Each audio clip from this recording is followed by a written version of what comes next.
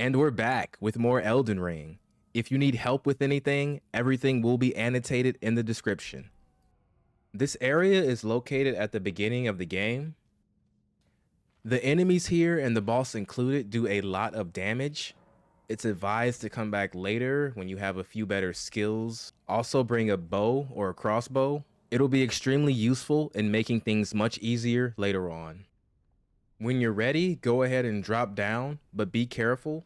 There is a poison swamp down here. Halfway through, just stand on this pot, let the poison buildup go down, then keep going.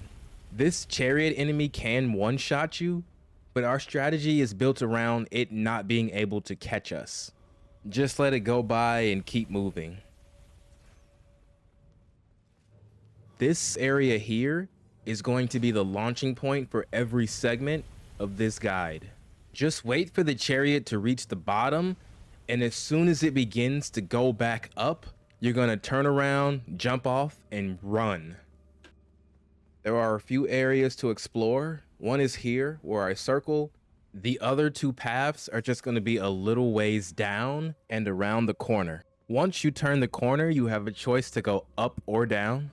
The setup for both ways is the same. Just wait for the chariot to head back up, jump off, and then choose up or down.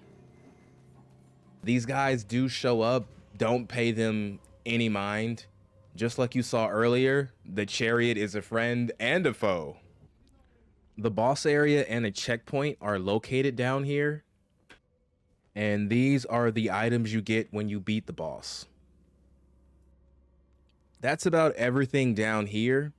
At this point, you can restart the run, start from the beginning, but this time, instead of going down to the boss, we're gonna head up. So this is the point where we went down last time. This time we're going to head up. When you do head up, keep as far as you can to the right. It'll make your path of travel shorter and therefore give you more time to get away from the chariot. There is a knight up here at the top of the landing who will drop the next rare item to get. It's a sacred seal and it boosts dragon incantations. That is going to be everything this way. We can finally head to the third area and finish up the run. The third area can be reached by dropping down from the skinny bridge that we ran by before. There are a few enemies down here, but you can kind of drop down, go into stealth, and you should have a few seconds to collect yourself. Once you defeat these enemies, you will want to equip the bow that you brought. It'll make the next part very easy. There is a tower that shoots out fire here. If you shoot it with your bow and arrow or crossbow, you don't have to worry. An enemy is hiding up ahead, so this is going to be the safest approach, especially if you're trying to farm the enemy up ahead for the rare drops. The enemy you want to farm for the rare drops is just down this corridor.